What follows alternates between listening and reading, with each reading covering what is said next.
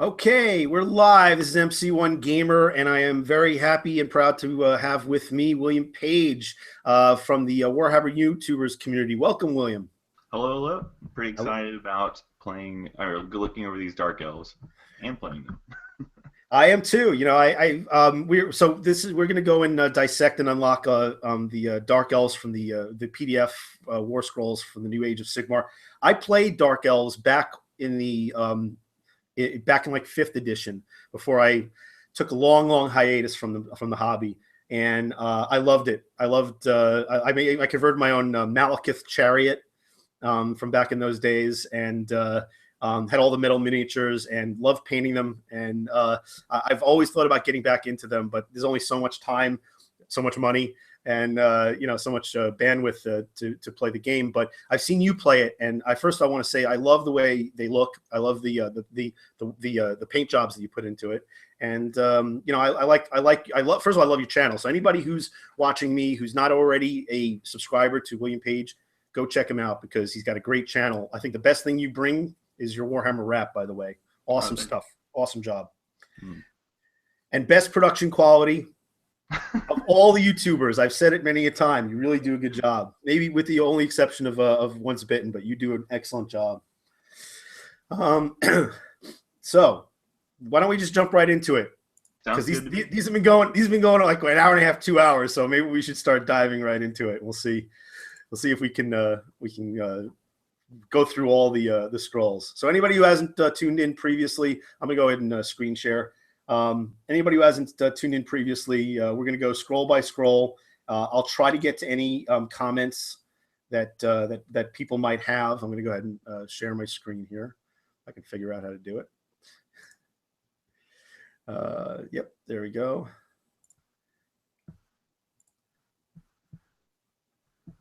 Tell me if you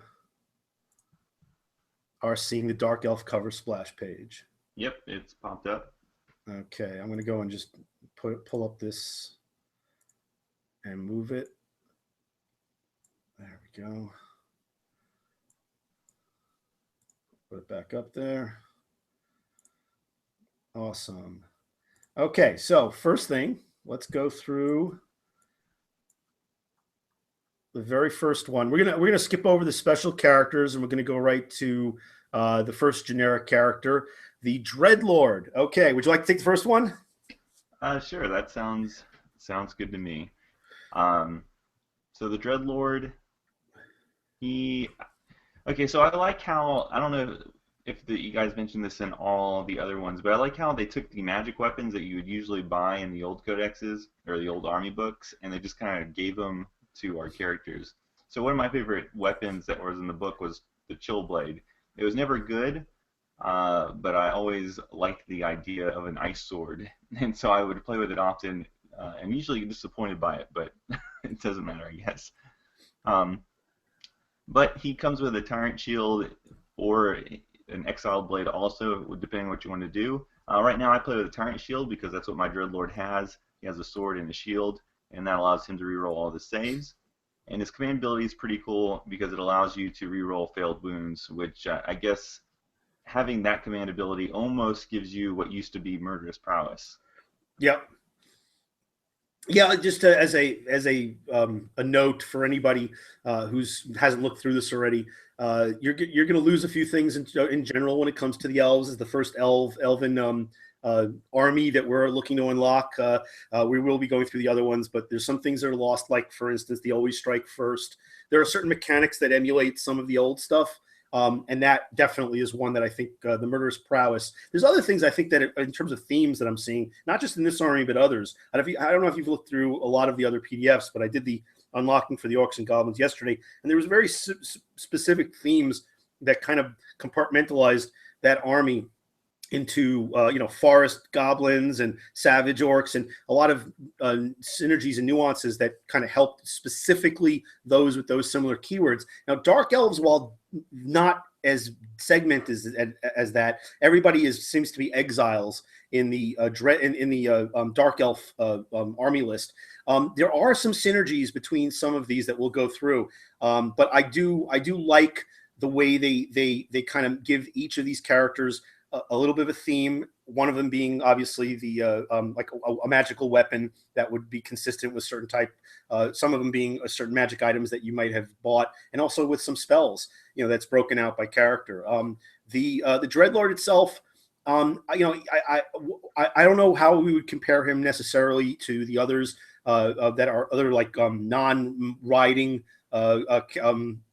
general types. How have you played with the Dreadlord yet in a game? I have, and I've played him just with a shield and a sword. I think one of the characteristics that I've found so far with the Dark Elves is if you're not running the cult of Khaine, or what it used to be at least, they seem to have that a shield thing going on with them that makes them seem a little bit more defensive. And I wish I would have, before I got on here, checked out the Wood Elves and the High Elves to see how they compared, like what their little thing is. So if I were to guess without even looking, I'd bet that out of the three elves, these are the defensively built elves. I've noticed that. I used to think that these guys would just be a little bit more offensive oriented, or there is a theme that runs through this that I'm sure we're going to go through. There's a whole cruelty thing and a sacrificial thing that we see that goes through this, even if you're not in the cult of Cainish type characters. I'm doing actually with Kieran Dunleavy next week the High Elves, and I haven't yet to schedule something with the Wood Elves. But I'm going to guess, and it probably isn't too far of a guess to say that the Wood Elves are going to be much more mobile in the movement phase and a lot more shooty. And I bet you there's going to be a lot more magical mechanic with the High Elves. But these guys, yeah, that Tyrant Shield is very consistent, and a lot of the defensive abilities are re-rolling type abilities. But I think that there's a lot of also re-rolling to wounding and to hitting. These guys are very combat oriented, very, very hand-to-hand combat oriented. Yeah. Let's move on to this Dreadlord on a black dragon. Pretty typical, 14 wounds for a mounted hero. 8 bravery, pretty good. I mean, we see that also with. I think we're going to see that pretty consistent. A decent bravery. 4-up save. The Exile Blade is also seems to be a theme along with the Tyrant Shield. So re-rolling failed save rolls. If you can re-roll hits of 1 here. If you have a lance, inflicts 2 damage instead of 1 on a charge. The Noxious Breath.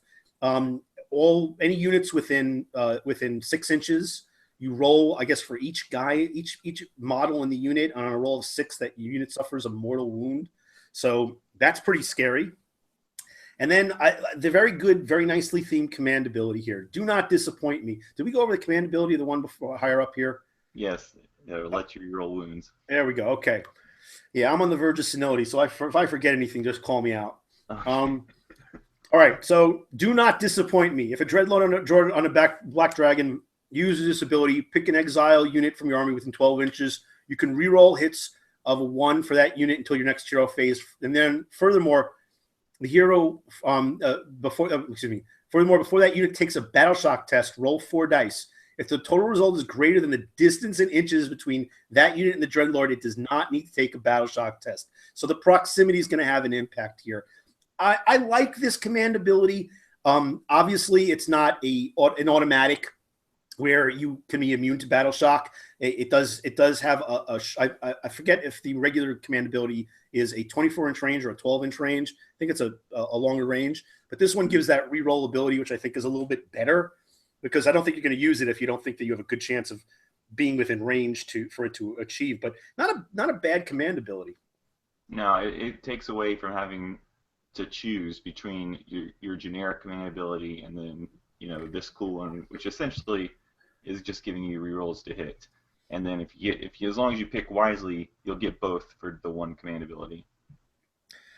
Now, moving on to Dreadlord on a cold one. You could go ahead and take that. I do love the cold ones, though. They seem to be pretty scary in this PDF. Yeah, I actually have like 20 cold ones that I never use. I think I have 1 battle report. I think it was my first one I ever used them, and I never used them again. So maybe I'll bring them out. I don't feel like painting them all up, so that's the only reason I don't use them. But yeah, definitely this character is singly. Are you going to bring a themed army of cold ones and cold wind chariots? Because if you don't, you're kind of bringing the small for no reason, because that's command ability is all about that. So let's read through it. Single-minded hunting beasts. And a lot of the stats are going to be similar with a lot of these across the different themes. But I agree with you completely that it's going to be a cold. If you're looking to bring a cold one army, and you could do that now, this guy is the one you want to bring, as well as like a dark sorceress on a cold one, for instance. So this particular ability, let's see, it's within 14 inches, knights or chariots. Until the next hero phase, you can reroll any dice when determining the unit's charge distance. So very much more mobile. Oh, and 1 to the wound rolls. That's another big one. That's not a bad ability. Yeah, if you like cold ones, this is the guy to take. Yeah. You know, now that we've gone through all the Dreadlords, I think something that's missing that should be obvious, especially for a Dark Elf player, is that there's no hero on a Dark Pegasus. There's no Master, there's no Dreadlord on a Dark Pegasus. And that's something that's, I think, in every Dark Elf player's army. Really? I have not gone fully through this and noticed whether or not it was there. That's interesting. Yeah. If you think about people's tournament lists, everybody has a Dreadlord or a Master on a Pegasus, maybe even 3 of them. Wow. So they've removed it completely from the army. Yeah. Okay, well, that's going to piss off a few people. They have a bunch of models they probably don't have a lot of use for. Wow. Okay. Sorry about that. I guess that's where you. I mean, I'm like one of the few Dark Elf players that doesn't have one, but I think as a Dark Elf person, I do know that I would say maybe like 95% of Dark Elf players have 1 or more of those models. Yeah, that's unfortunate. Well, look, I'm surprised because I haven't yet to have seen anything so far that was an 8th edition that they didn't put something in here. Maybe we'll be surprised. Maybe there's a flying mount that's kind of generic. That no, you went clear through this and haven't seen it. Yeah, only Marathi has the Dark Pegasus. Oh, okay. Well, there you go. So if you want to run 3 Marathis. No. We'll have to judge on whether or not we run even 1 Marathi. But yes, I see. Yeah, if there's no mechanic for it in the game, that's quite unfortunate. All right. Well, there's a black eye for Age of Sigmar that I'm sure that some people are going to pounce on. But let's move on. It ain't perfect. Never said it was. Yeah. Okay, Dark Elf Sorceress. All right, so I love that this is kind of a theme I see with a lot of the wizards in the game, that they may only have like 1 attack, but with that 1 attack, they seem to always have at least the -1 rend and a die 3 wounds. So they do have some element in the hand-to-hand phase to defend themselves, and die 3 wounds is nothing it's nothing to laugh at. But this is where we start. This is the first spellcaster that we're seeing so far. Let's first take a look at the abilities. Blood Sacrifice. In your hero phase, the sorceress can sacrifice exile models from your army within 3 inches. If she does that, the model is slain, but you can then add +2 to all casting rolls for the sorceress until the end of the hero phase. So a little bit of a different take on some of the mechanics I'm seeing with what we saw with some of the goblins yesterday, and what I'm seeing with the vampire counts, where the sacrifices to protect a hero. In this one, it's I just want to be casting more effectively. So if my casting value for like Word of Pain here is 7, okay, now it's going to be a 5, which is almost an auto win there with auto succeed. And again, if this one is successfully cast, pick a unit within 16 inches. It suffers a mortal wound. In addition, your opponent must subtract 1 from hit rolls from that unit until the next hero phase. I kind of like that. Word of Pain is pretty awesome. I mean, it's not a very long range. 16 inches is a little bit less than some of the standard spells I'm seeing, but that's a nice double effect. But you got to give up 1 model, and that look, if you pick a 1 moon model. Yeah, you're right next to a Hydra. You can sacrifice it for a 5 on that spell. Yeah, it ain't happening. Yeah, she's gonna be. She's going to be surrounded by some of the weaker elements of the Dark Elf army, but that's pretty good. What do you think? What's your thoughts on the Dark Elf Sorceress. I mean, I like how the new magic system is working, where you pretty much just have one dedicated spell, then your two generic spells, and I like the whole mechanic. So I think it's great. I think when we move on to the Black Dragon Girl, who's exactly the same as the one you just read, except her spell changes from Word of Pain to Blade Wind. I don't know. I think I like the on foot one more than I like the dragon one because I don't know if any sacrifice is worth casting Blade Wind because you roll six for Blade Wind. You have a casting value of 6, so you can make it a 4, and you pick a unit that's within 18 inches. You roll 6 dice. Compare that to the best to hit characteristic of any melee that unit has, and if you roll lower than that number, they'll take a mortal wound. So I don't know. I don't know if even sacrificing a swordsman doesn't seem really worth casting Blade Wind. I feel like more times than not, I'll just cast the D3 automatic wounds because that seems more guaranteed to do something than this spell. Yeah, I see what you're saying. I think that, of course, the benefit of having the Sorceress on a Black Dragon is that it's going to survive. Yeah. It does take up a monster slot, so if there's any kind of limitations through scenario, through organized play with any kind of comp, or just your agreements with players, you're going to also have to take into consideration that it is a monster that you're. So it's going to count as such. It's definitely going to last longer with 14 wounds, Yeah. and a pretty good move starting out at 14. So that's not a bad thing. You'll be able to fly, and you can get where you need to go with that Blade Wind spell. But it does matter in terms of what your strategy is, whether which of the two spells you want. I like it. I like that these spells are specific because the spells still carry over from the previous edition, but they give the more character to these individual heroes. Mm. Yeah. Yeah, I mean, I feel like the game has really steered to what do you want to theme your army with as, and then you just bring models accordingly. But as far as like usefulness, I don't know if I'm totally sold on the Sorceress one.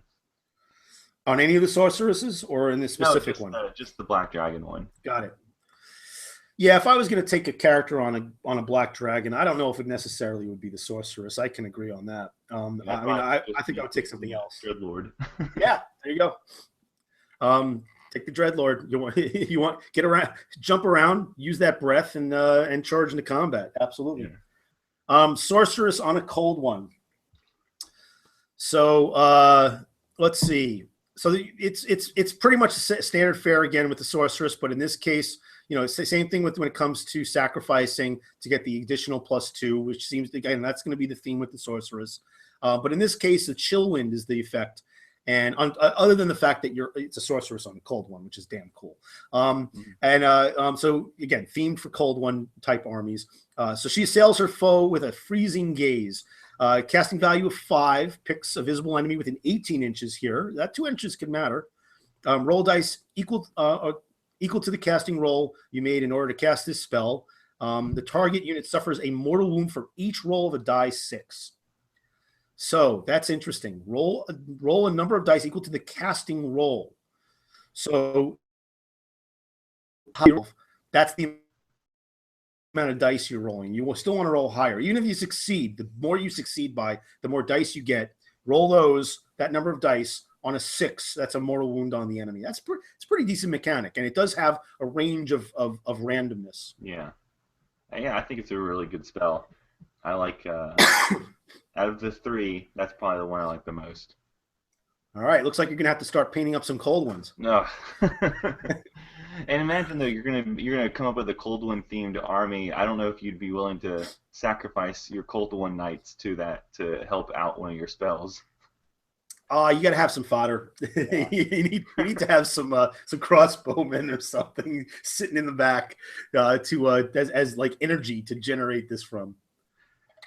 With these cold one knights, as we're going forward, I guess the thing we should point out here is that there's no stupidity on them. That was a big characteristic of cold ones for Dark Elves. A lot of reasons why people wouldn't bring them, and they don't have anything for it, like even referencing a rule like that. Yeah, I'm actually happy about that.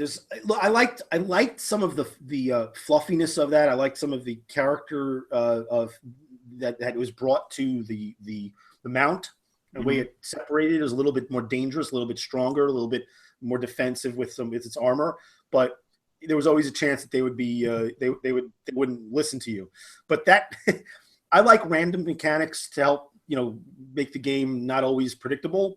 But Hmm. there's nothing worse than having a very expensive unit of Cold One Knights in Eighth Edition and just happening to roll the damn stupidity when you had an ace charge.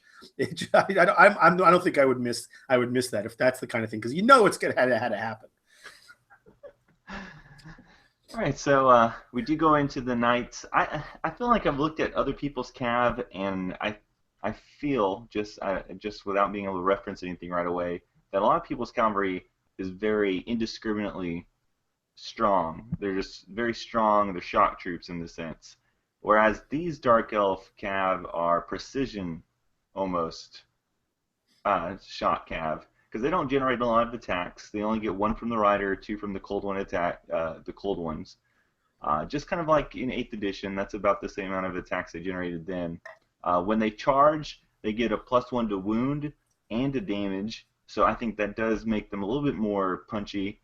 I would have liked to see them get one more attack. I just feel like a lot of people's elite units have two attacks. It's kind of weird to see knights with one, but there's probably a reason.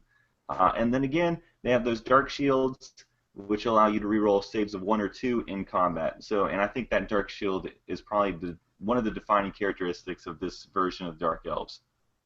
Yeah, and it is pretty consistent in throughout. I do notice that the mechanic of adding one, being able to reroll hits, wounds, and saves is very much very persistent throughout the army. Like you said, it's going to make it a much more defensive army. Yeah, they're not as offensive in terms of volume of attacks, but I think that precision is you're spot on. They're more likely to actually hit. They're more likely to actually wound, and they're more likely to actually cause that damage. I'm surprised that there's no rend. I mean, Oh, these are knights. That's the one thing I'm surprised with. It's not a lot of attacks. I would have been happier with this with Colwyn Knights if there was at least a -1 rend. well, that is true. The barbed lance says nothing. Hmm. Yeah. Another thing we're going to see that's fairly consistent is things like the standard words are easy. Standard bearer and the hornblower.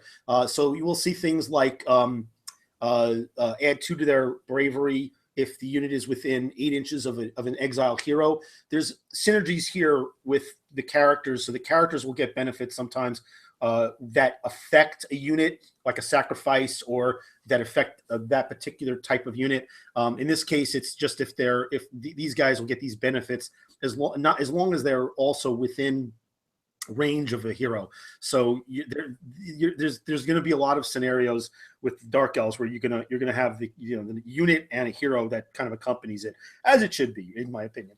And then the Hornblower, where you can reroll charges. When I So when I when I think about what you're saying about the rerolls being in the army, like as synergy wise, maybe that's something GW rule makers considered as they were making the army, and why we don't see a lot of rend in this army, because you are going to have lots of chances to wound. yeah, Even but that armor saves. The armor saves on the other side, I think, are really going to hurt this army. I don't see a whole lot of rends, except for the monsters and the real big characters. yeah, Excuse me. But I'm just surprised it's not on the coal ones at the very least. I mean, those are lances. I can understand not having it maybe on a blade, um, on a bladed weapon, but on a lance, I'm a little disappointed. I would like to have seen that. yeah. On the lance with the charge, they could have easily probably added a rend addition to it. Yeah, I agree. Yeah, and in the coal one chariots here, it's a similar situation. I don't see any rend here as well. Certainly, good move of 8 inches. Heavy on the wounds. These chariots in Age of Sigmar are awesome. Yeah. And so here we have, let's see, let's read the special ability here. Scythe Runners. Unit of Coal 1 chariots charge, roll a dice for each enemy model within 1 inch. After it's completed its charge move, for each roll of 6, that model suffers a mortal wound. That seems to be fairly consistent with chariots. The mortal wounds on a roll of 6 for anybody within range after you've completed the charge. So that I'm not, that I don't think that's too much of a differentiator. I think what we're seeing here with the Cole One chariots is really a generic chariot.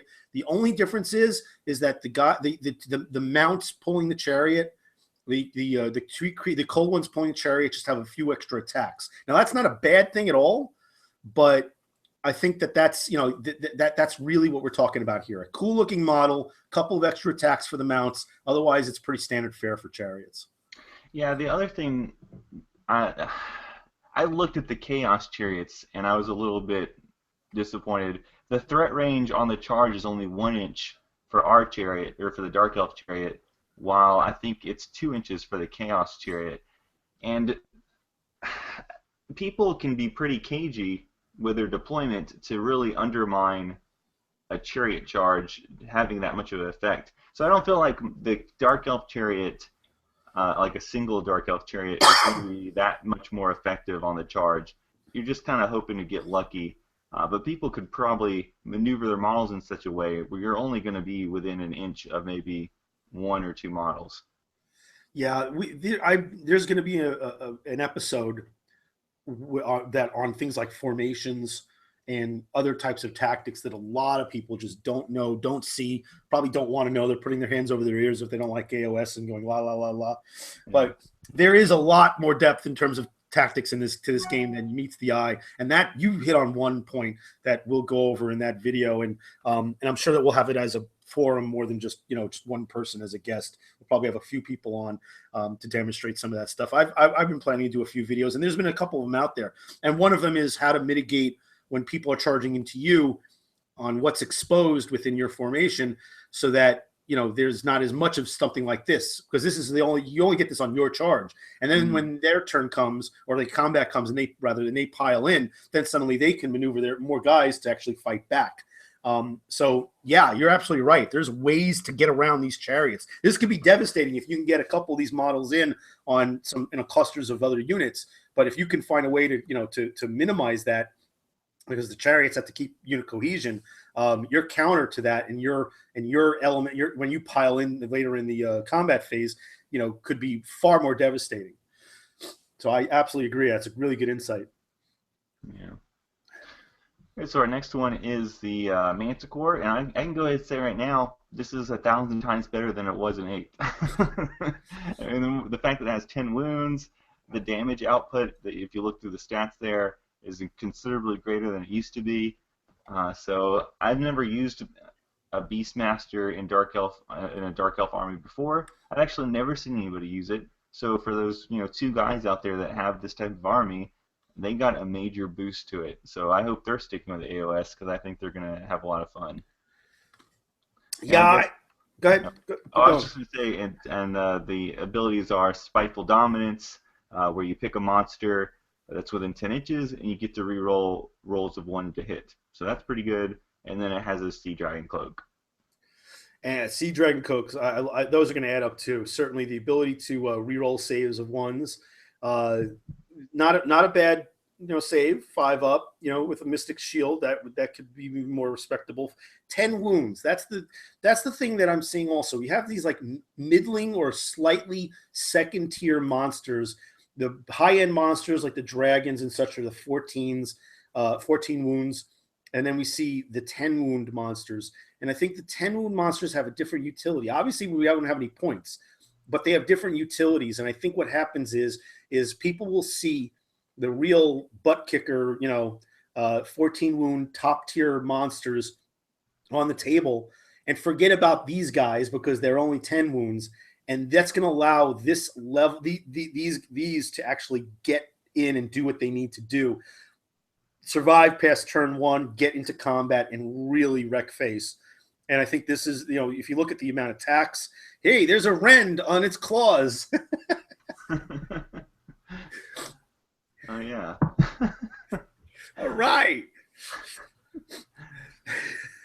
So this, I think that's what's going to happen if you're going to take this with another monster. So the synergy here is that this is a war scroll pick that you're going to take if you're going to have more other monsters on the battlefield, so you can enhance them. And then while they're distracted by those guys, You do your damage with this dude, and he's definitely not nothing to laugh at. Yeah, you say only 10 wounds. That does give you perspective. I fought some ogres already in AoS, and guys with 5 wounds are devastatingly difficult. So I can't like discounting a 10 wound model because of there exists 13 wound models is not a smart position to hold. Not at all. Dangerous. If they have more than 1 wound, they're probably going to be very dangerous. Yeah, all Cavs seem to have 2 wounds, and what used to be chaff cavalry before, now they're butch now. Yeah. All right, go take it away for the Blackguard fleet. I've never seen this on the table. Oh yeah. Is it my turn or your turn? I'll take it. So I guess this is going to be if you're taking a Corsair themed army, because it's command this leader type, this general option would give you a command ability that would affect Black Arc Corsairs. So there really doesn't seem to be as much of a reason to take this guy. I mean, you could have a more blended army, but if you had the core of your army as Corsairs, then this is one of the guys that you'd want to take in the same way as with the cold ones. So I don't think that you need to lean in one direction and just have an army with just the theme. But I think that AoS seems to skew, at least in the early stages of play, a lot more towards smaller type games. For larger games, it wouldn't matter. You could certainly have multiple themes on the table. But in this one, let's say we're sticking with the Black Arc Corsair, this would be your general or one of the options. So pretty standard 5 wounds for a leader, for a hero type. 6 move, a little bit faster than average. That's reasonable. This is an elf that we're talking about, or excuse me, an elf. I don't know. How are you supposed to pronounce it? A-elf? Yeah. I wouldn't even bother. I'm just going to call them Dark Elves or Exiles. I'm not even going to bother. I like that. I'm going to adopt that. These are the Exiles. You got it. Otherwise, I'm going to take the 80s sitcom character Alf, and that's going to be my banner. All right. All right. So you can so Sea Dragon Cloak. Again, reroll saves of 1. I like that. Murderous Swashbuckler. Reroll failed hits. For this model's Black Arc Cutlass. I love the pirate-like feel of this army. It's fantastic of this theme. Okay, command abilities. At them, you curs. If a Black Arc Fleet Master uses his ability, pick one exile within 14 inches. Until your next hero phase, you can reroll failed hit rolls of 1 for that unit. That's great. If you pick a unit that's Black Arc Corsairs, you can reroll fail rolls of 1 or 2. Not bad at all. No, that's good. Actually, I think the future is just going to be themed armies. Even I know in the early stages it definitely looks like that. I think that's just the direction they're going to go. Especially when you look at 40K, they have a lot of precedents there that give you lots of extra rules if you bring all these models that belong to a certain faction. So even though you can bring whatever you want, they still give you the incentive to be themish. Yeah, I agree, and I don't think it's that they're forcing you, but they're kind of leading you in that direction with these incentives. Mm-hmm. So you could take a bunch of witch elves with a Corsair themed army. It's just most of your special synergistic abilities are going to apply to what is your base theme. So that doesn't prevent you from taking the others. It's just it's going to be a little less effective than if maybe you took another unit within that. You're really looking for some variation or a different type of threat, but you're not going to necessarily have as many options with the synergies. I don't mind that at all. I like it. I think the armies will look cooler. It's a different thing. It's going to be an adjustment for legacy players, and you're not forced to do it. But I think that they're putting a lot of carrots out there. But also, future releases are probably going to be in those within those avenues. We'll probably see a keyword specific unit that could come into play that would be for the Dark Elf army that might be themed with that, as a Black Arc Corsair or with the Fleet Master keyword, for instance, or whatever these other different factions are, a Cold One version unit that they release, so that it would stick with those particular themes and again further give you incentives. We were talking about that yesterday with the Orcs and Goblins. Okay, look here, Fellheart. He's a special character. We'll have to come back to him at a later date. Let's talk about the Black Ark Corsairs. Take it away. All right, so they have the same move as their leader, so they're going to be able to keep up with them. They have, instead of being treated as having two close combat weapons, they have two specifically named close combat weapons, which means if they were the same thing, they usually get that generic rule, you get to reroll ones. But as you can see, when you look through their rules, they don't have that, which I guess makes their leader more relevant considering his command ability. I was looking ahead after you read their command ability just to make sure it wasn't redundant, and GW shows that they were smart enough to see that they weren't going to be redundant, because we all know GW sometimes doesn't think very well ahead when they're making rules. What gave you that idea? This is the first unit we come across where you're rewarded for bringing more than 10. If you bring 20 or more, you get to reroll, or you get to add one to your hit rolls. So they go from hitting on 4s to hitting on 3s. That's actually surprising. I thought they would already be hitting on 3s, but that makes them even better. And they also have the Sea Dragon Cloaks, and then they're one of the a couple of units that are in this army that affect bravery. If you roll, it says Ravagers and Slavers. Roll a dice each time an enemy model flees within 6 inches of this unit. On a 6, another model flees and is captured by the Corsairs. So it helps reward you if you start breaking your enemy. And there's a couple other units we'll come across that do something similar. What I like about this unit is that there is some versatility here, and it depends on obviously how you want to model them and what role you want to play. So you could have the Wicked Cutlass and the Vicious Blade combo, which is going to be some of the traditional Black Ark Corsairs where you have two weapons. Slightly different profile. One is just a little bit worse to wound. Or you could have the repeater hand weapons. The repeater crossbows. This says repeater handbow. I don't know if that's how it was referred to previously, but these are repeater crossbows as far as I'm concerned.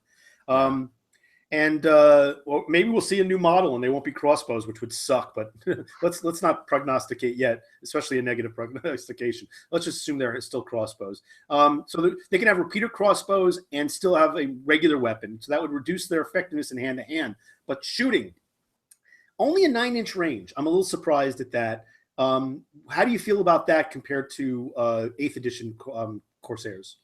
Well, the 8th edition Corsairs had repeater handbows, which are a little bit different from the crossbows. Beforehand, they were kind of like pistol-sized, so they were already shorter range, and they lacked the -1 armor piercing. So I guess this is just reflecting that. I don't know if you were aware that they already had little pistol guns that were shorter ranged. I was not aware. I think probably one of the reasons was that maybe a lot of the people that played at Dark Elves didn't do it.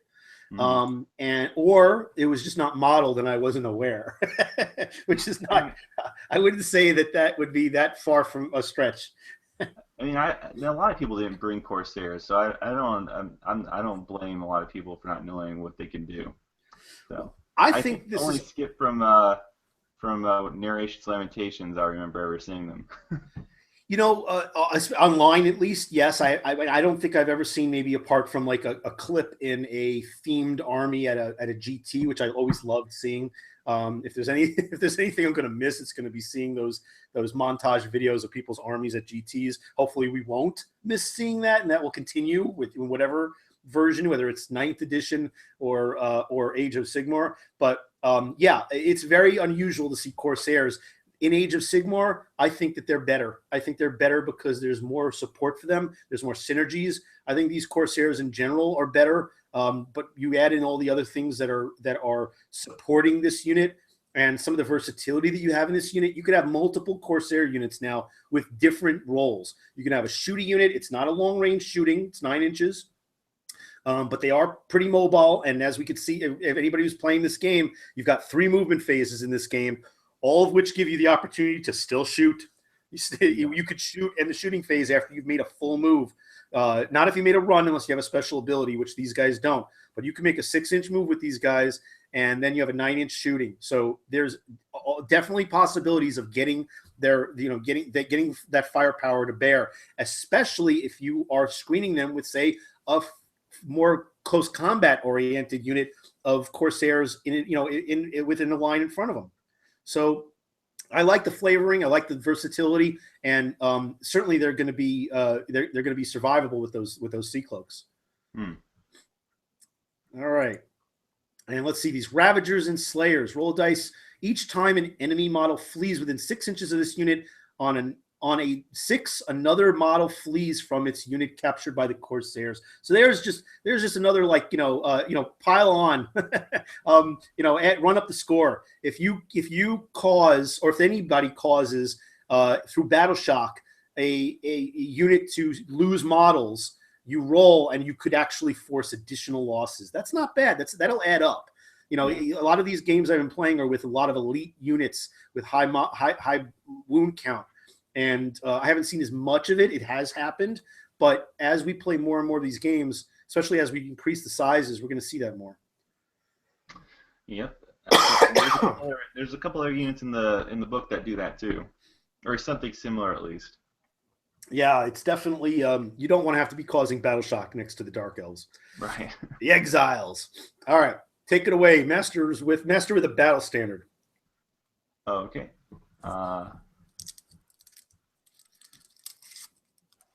I didn't read ahead.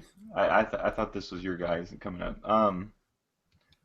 So I do know that they made it the model that you see when you have the app is the guy who's mounted, but you can bring him without the mount. So that's pretty neat for those that have converted or use the old style BSB that I bought from years ago.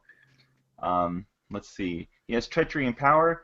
I don't understand why you would ever use this ability, but I guess it kind of just harkens back to the betrayal aspect of Dark Elves. It allows your BSB to kill your general and then take his command abilities. And the only reason I guess I could even imagine you'd use it is if you brought a general who has gotten hurt so badly he's on 1 wound, and you want to preserve that command ability. But otherwise, I don't know why you would do it. No, you wouldn't do it if the guy was at full point. No. You're like, I can do this. But that also makes sense. I don't think that the battle standard would mess with the general if the guy was untouched. But if he has a couple of wounds on him, if he's down to his last wound or two, the battle standard bearer here, this master might say, you know what, I got a little bit of an opportunity here to move up in the ranks. Right, So let me go shiv the boss. I think that's pretty fluffy, don't you? Yeah, definitely. I think it's funny that you could just kill your monster on turn 1 just because you could.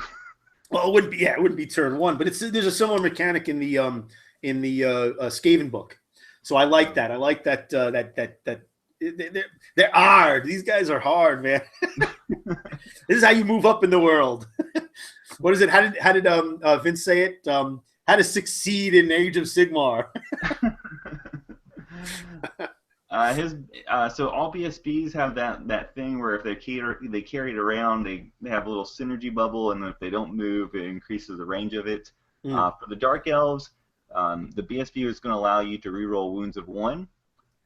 If you're within the 8-inch bubble.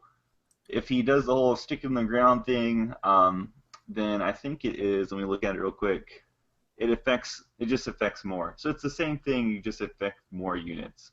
And 18-inch range. Yep, so that's a pretty sizable part of the board. It's most of the board if you're going to play it on that 3-foot recommendation that you see in the main rulebook, or the main pamphlet. So, it's just one of those, the first of many other things that you start to see in synergy-wise for Dark Elves, and this is just one of them. So, I think this book gives you a lot of abilities depending on what theme you want to use, but it allows you to kind of still have that same ability, and this is just the first. I think this is for those people that maybe want to run a more militant, organized Dark Elf army rather than maybe the Cult of Khaine or the Corsairs or a bunch of monsters. And I don't think this is a theme-specific character here. It's any exiles. So it's going to be anybody in the Dark Elf book. So this is one of those characters that would cross through over the themes in effectiveness. Yeah, but it doesn't like if we go when we go further, aren't we going to see other units that allow you to reroll to wound? And Absolutely. so, I mean, even though this is very generic and allows everybody to do it, I feel like you're going to be able to get that ability from other parts of the game also, and you really are just going to choose this based on your feelings, like how you want your army to look. Yeah, I would consider taking this guy like if I had, for instance, a unit that didn't already have a wound mechanic, or if they did have a wound mechanic, it was say a +1 to wound. Yeah. Now I'm more likely to wound. So those types of stacking abilities is what I would consider with this guy and other characters. If it's redundant, obviously, then you have to see where those synergies are not really stacking up appropriately. All right, Dread Spears. Actually, when you Go do ahead. the next three, can you just knock them all out together? I think you could probably just talk about the dark shards, the dread spears, and the bleak swords all together. Yeah, I like the Dread Spears. I think they're extremely defensible. I like the first of all the 2-inch range on spears says it all. There's a lot that you can do. I think these three guys. One of the things as I'll be going over when we go and talk about formations and tactics in Age of Sigmar is these are the three kind of units that I think you'll be seeing with a lot of variation of ranks, rows or V formations where you'll have different of them in different rows, in different lines in your formations, and that will like for instance you could have your bleak swords up front. And then you'll have your dread spears right behind, so you can get the extra 2-inch range, all in a line. And that's gonna, you might have your dark shards sitting right behind that with your repeater crossbows. Those are the types of strategies that I'll be talking about when I go through the formation video, which I don't have it necessarily scheduled yet. What the main reason for that, just for anybody watching who might be interested in that, is I'm waiting for more input, more experience, seeing more people who have figured out and created these tactics, because I think that the creativity in Age of Sigmar is what's going to allow us to do that kind of stuff. So just to differentiate between these guys, again, we're just talking about spearmen versus swordsmen versus versus a shooty unit with crossbows. So they have a little bit of a different mechanic. The big thing here is that the dark shields allow for failed rerolls of 1, and in the combat phase rerolls of 1 or 2, which is really good. I mean, you got a 5-up save, but on 1s and 2s in combat, in close combat, you can re-roll. So you're only failing on 3s and 4s. And if you re-roll that 1 and 2, you have a greater chance of getting that 5-up. And that's pretty good. The standard bearer and the hornblower for all these are pretty similar. Adding to bravery or adding to being able to reroll charge distance. So for the city guard special ability on dread spears, you're getting the ability to add +1/2 to hit rolls, as long as you didn't run. So those are the defensive line. That's going to be the line that's going to kind of people are going to have to break against that to get through to you. Then you have your bleak swords. They have the quick strike ability. So that is the ability to make an extra attack. So on your hits, if you roll a 6, you get another attack, and you get if you have 20 or more, it's on a 5 or 6, you'll get that extra attack. So the bleak swords are going to be dishing out more damage, and then there's a mechanic here that's kind of incentivizing you to take at least 20 in your unit, which again, we've talked about this previously. The game has a nice mechanic for small and medium-sized games. As long as you don't put real strict inhibitions in terms of model count, wounds and stuff like that, that you're not being penalized for it. But even in those circumstances, if you're going to take a unit, you want to be able to take enough that you're going to get open up those extra abilities. Dark shards. Yeah, these are your shooties, your crossbowmen. Nice ability here with this storm-tipped bolts. Add 1 to your to hit rolls. In the shooting phase, if it's 20 or more, and as long as there are no enemy models within 3 inches, I'm seeing this more and more. I don't see this in all units so far that are shooters, but I'm seeing it enough that I like that. Oh yes, you can shoot in and out of quote unquote combat in Age of Sigmar. It's something that a lot of people have kind of gotten bent out of shape about. It's a different game, and I understand it because it's been such a long time rule that it's ingrained in our head, but the idea at least that if there's an enemy model close in, that it kind of reduces their effectiveness a little bit. it at least helps bring back a little sense of realism, because I still have a little bit of a problem with an archer shooting a unit, to their right when they've got a bunch of guys with with blades in their faces. I don't think I'll tell you right now, if I was that guy, I wouldn't be shooting. I wouldn't be listening to the sergeant saying, "You all right? Shoot those guys over there." I'd be like, hell with that.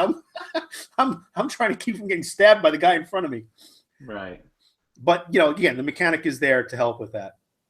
Yeah, I think the big thing about these 3 units is that the roles are very much more defined than they were in 8th. The Dread Spears are definitely rewarded for being more defensive. The Bleak Swords obviously are way more offensive in that way. And the Dark Shards are kitted out just like the Bleak Swords. And at first glance, you're like, well, why would you ever bring Bleak Swords if you can just bring Dark Shards? But if you notice, their to hit in combat is worse, and their to wound in combat is worse. So they aren't actually dual use. So I just like how their roles are way more defined. Which I like. I like that. You're going to look at the unit, you're going to know what you're dealing with right off the bat, and it kind of almost pushes you in the direction of how you should be using them. Yeah. All right, Dark Riders, that's yours. Yeah, Dark Riders are faster. They have 2 wounds. They're a little bit more durable, surprisingly enough for a fast cav. They have 3 shots when shooting their crossbows, which is pretty impressive. That's more shots than they had last time. And then they have a decent amount of attacks in combat. Their special ability that sets them apart from everybody else is that an enemy unit within 14 inches, if they roll a 1 for their battle shock test, you, as the other player, get to roll a dice and add that to their test. So if it kind of it offsets their luck in rolling a 1 on a battle shock, you can still make them fail and lose some models possibly. So it's another unit like the pirates from before that affect battle shock tests. Yeah, I think that 3 attack. Whoops! Somehow I lost our sharing. I'm going to go back to that. There we go. You don't need to see my face. You want to see this. All right. That 3 attack, 16-inch range. That's awesome. Yeah, these guys are fast. And they should be. And they're where they were chaff before, where they were fast cavalry before, and they had that fast cavalry roll. Yeah. You still have that element, I think, in this game. It's just not the same in terms of how it's applied in the mechanics of the rules. But they are so much more survivable with those 2 wounds. Absolutely more survivable. And their shooting is actually better. I think Dark Riders were effective before, but they were really pigeonholed just into the really quick, chaffy roll. Now, I think they're really scary. Yeah, actually, now that when you talk about how chaff was used beforehand, I think these light cav function more realistically as a light cav with a shooting a weapon than they did in 8th. 8th, they were kind of just throwaway units where you would redirect the army. These guys are going to operate at a distance and shoot the enemy as they approach. And get where you need to go. Get to a point where you can shoot at heroes or war machines or any kind of important component behind enemy lines, behind the ranks. If you have really tanky units, supported by spearmen, supported by archers, which is very...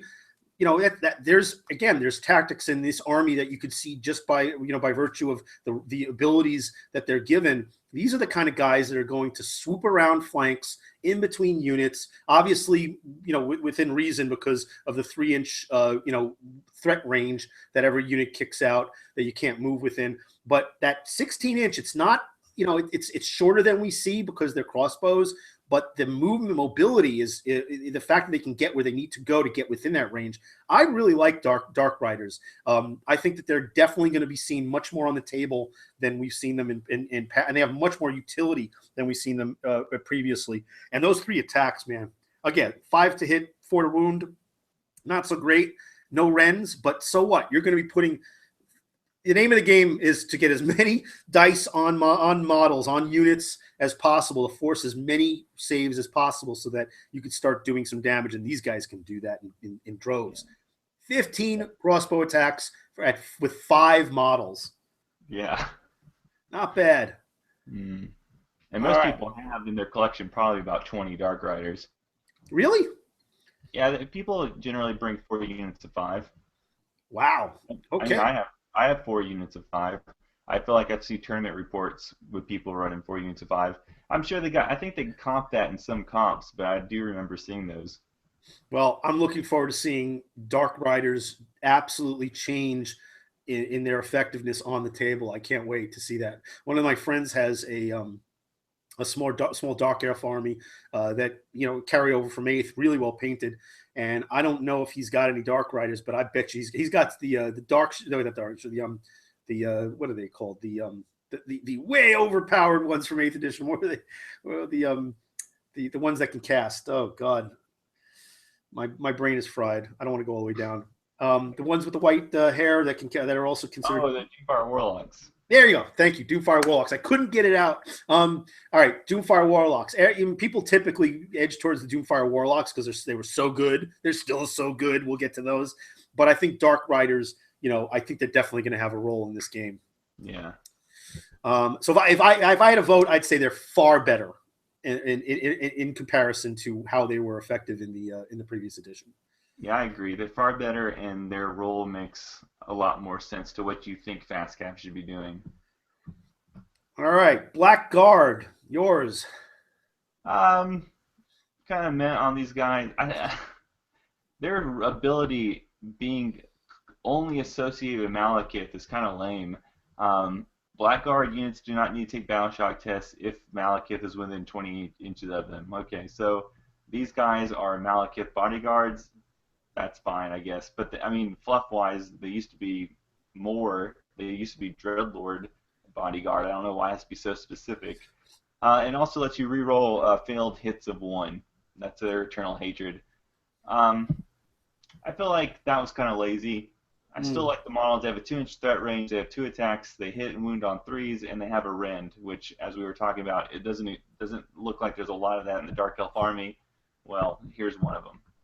But overall, I feel like their ability, their one other ability, could have been a little bit more creative than just Malekith. Yeah, I'm really disappointed in this. I saw this also, and I feel the same way as I kind of feel with my my Grave Guard. I think that these guys should have been multi-wound infantry. I really would like to have seen them with 2 wounds. I mean, they're elites. I understand why they aren't because okay, they got the 4-up save. They're hardy. They're tough. They have really good hit 3+, 3+. They got the rend, which doesn't seem to be as much of a trend in this army. 2 attacks, great. Okay, we got 2 range of 2. That's a big deal. All that stuff, well and good. Nice move 6, bravery of 7. I would have made that higher. They're elite. If they're the elite bodyguard, they're not running. But the thing that really bugs me is what you just said. It's just the Witch King. That's just Malekith. And, if you have a situation where you're not bringing named characters, then you can't bring them. And Malekith is he's the apex character in this army. He is the Nagash of this army. Now, he's not quite as crazy as he was in End Times in comparison, but he's still damn powerful. And you're not going to see Malekith on the board a lot. So what if I have, 20 or 40 Blackguard? Now I can't take him unless I have an agreement with my opponent that we're taking uniques. That's unfortunate. I think that was a mistake. Yeah. I agree with you. All right, so next is Shades. All right, Shades. So a shadow moves unseen. I like this mechanic in general. I see this in a lot of different armies. I think we're going to see this in a lot of different armies, and I think we're going to see more things like this in scenarios too. All right, so instead of setting these guys up on the battlefield, you place it to one side. All right, and then they can come in on the battlefield on your. It's their movement anywhere on the battlefield but not closer than 9 inches from the enemy. I love this. They have shooting mechanic. They're 16-inch range, which means they can get those 2 attacks per on target turn 1. You could just put them in units of just 5. You don't have to stack them up. They will take a Warscroll slot. So if you are limiting numbers of Warscrolls, or if you have a range of like 6 to 8 or 8 to 12 Warscrolls, which I see a lot of people doing, which is fine. you're going to have to make that decision on whether you want multiple small units or just take one big unit of 10 or more. But the idea that they can do this, and look, they don't have a lot of defense here. They can they subtract 1 to hit, so they got a little Nurgle in them. When people are shooting at them, let me read this again so I'm not reading it wrong. Your opponent must subtract 1 from any hit roll made in the shooting phase that targets a unit of shades in cover. Okay, so this is a big difference. You're not going to set these guys up. So it's not a little Nurgle. I stand corrected. So you're not going to set these guys up in the open. You're going to put these guys on a hill, in a building, in a forest. You're going to put them somewhere where all of them, and you want to have them just 5 or at least enough that they can all be situated on whatever that place terrain piece is. If they do that, their 6-up save goes to 5, which is great. Which not great. It's much better. It's more comparable to most units in the game, as opposed to just the basic 6. So you're definitely going to do this by default. You're still going to probably be able to shoot because you've got that 16-inch range. And when anybody tries to shoot back at you, they're going to have to now subtract 1 to try and hit you. That's not that bad. I think that's a really good and useful ability, and it's definitely going to be one of those things that's going to grab people's attention and take it away from other units as they're closing in on the enemy. Yeah. I'm looking forward to using these guys. I have 2 units of 5. I think they're great. I like that deployment option. Yeah. One thing to note, I talked about this with Tom yesterday when we did Orcs and Goblins. The mechanic seems to be, and I haven't had a chance yet to read whether or not this is true, but it seems to read as such.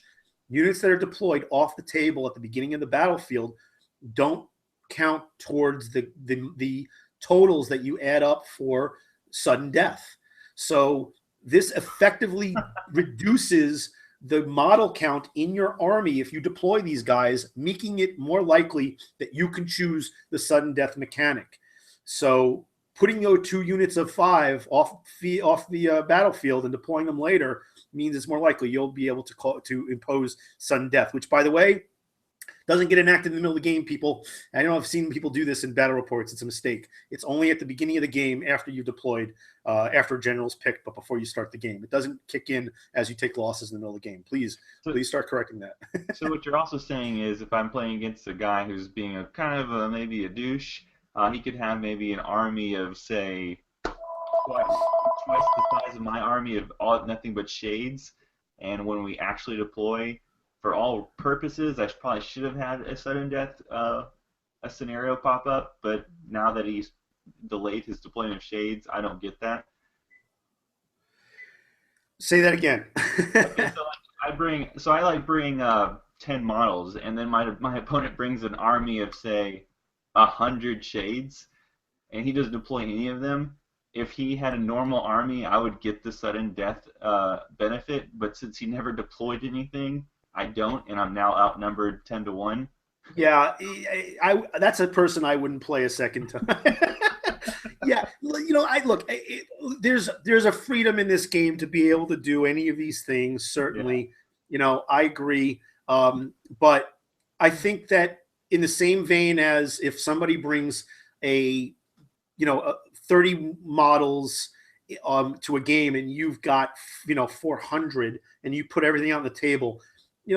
I think we're all being a little bit reasonable here. I think that's one of those cool things you can do once if both of you are totally in on it. Yeah. See how it goes, But I wouldn't shock anybody with that. That's just bad form.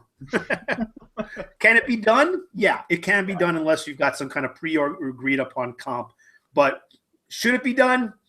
No. It's. I don't know if you remember the old was it Looney Tunes where Daffy Duck blew himself up. Uh-huh. And Bugs Bunny says, "That was great. That was great. They loved it." And he goes, "I know." Daffy Duck goes, "I know, but I can only do it once." This is going to be a Daffy Duck. You can only do it once moment. Right. I got to go disconnect my phone because I have somebody calling me again and again. So why don't you go take Reaper bolt throwers and I'll be back in 10 seconds. Okay, so Reaper bolt thrower simply would be broken if it wasn't the 2-hit roll of 4+, because these guys have a pretty powerful range. It's 36 inches. At maximum effect, they can have 12 shots. They only hit on 4+. Only half of them should be hitting. Thankfully, if you're on the other side of that, Their 2 wound is 3+, so that's good. They get a rend of 1, they do damage 1. Unless their wound roll is a 6, then they get 2 damage. So thankfully they don't hit on 3s also. Otherwise these things would actually be machine guns. And for the first time, I think bolt throwers would be OP compared to cannons. But overall, I think they're great. If you brought multiple of them, they can maybe be a little too much for somebody who's not prepared. But that's the great thing about AoS. You can now deploy whatever you need in response to what your opponent is deploying. And that works 2 ways, and I like that facet of the game. Yeah, a lot of people can forget that deployment is a strategy in of itself. It's an escalation scenario where you put something down, you got to find a way to answer it. If not in that deployment, in the next thing that you put down. I mentioned this before also. I love that they're not static anymore. They're not rooted into the ground. They can move. You can reposition these guys. Right. So depending on how many of your crew are left, you can, and it's not a lot of move.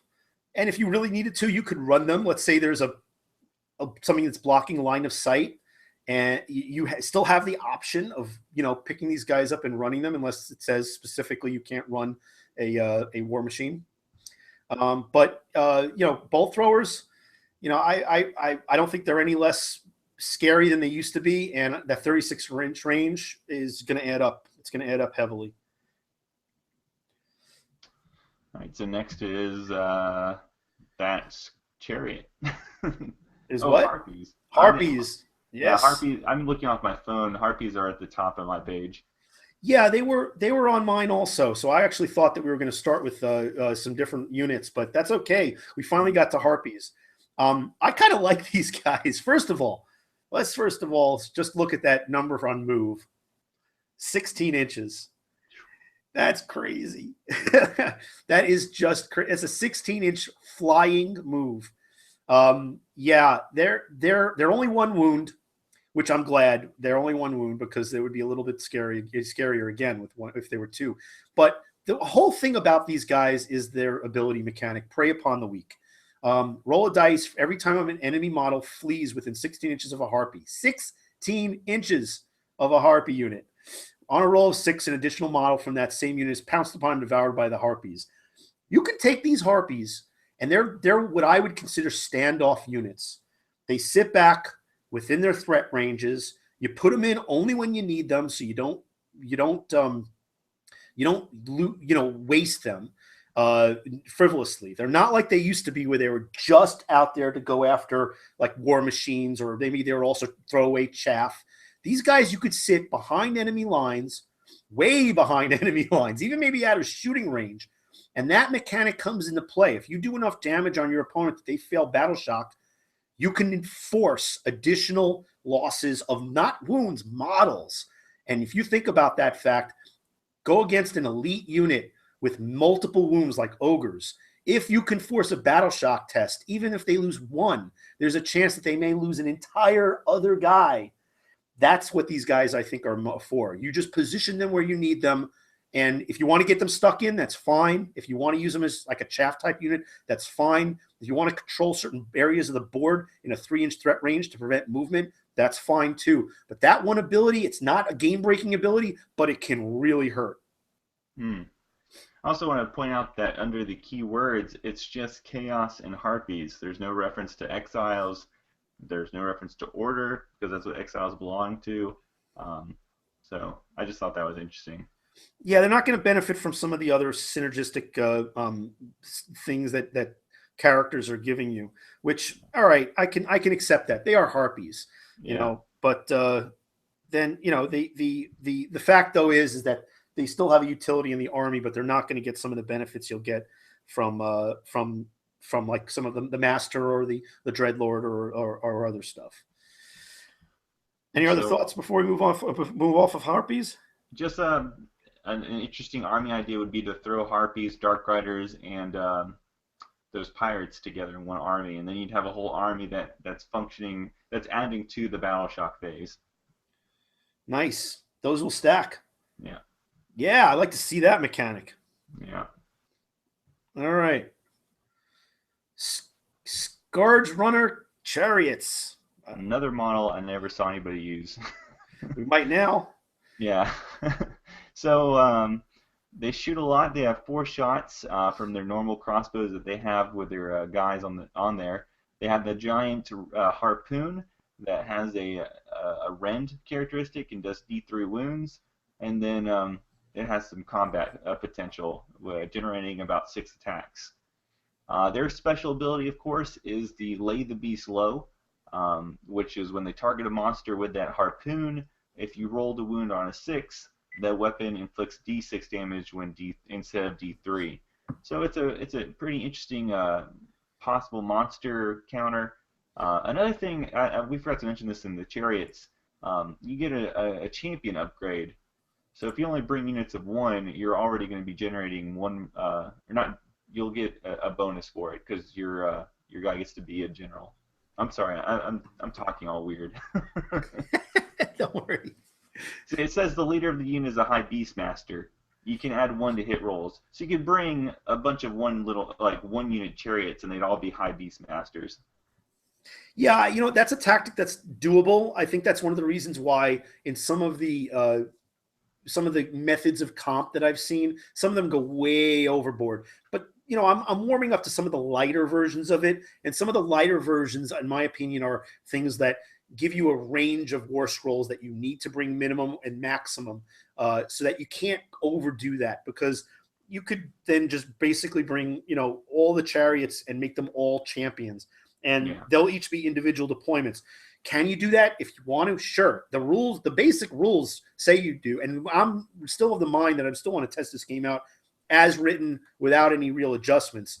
But I think if there are going to be adjustments, those are the types of things that we'll see, among others. But yeah, you can have a unit of 1, and that's he's gonna be very, very lonely out there. So next is the Hydra, but why don't you just go ahead and knock out the Hydra and curb this together? Yeah, we can go look at both of them.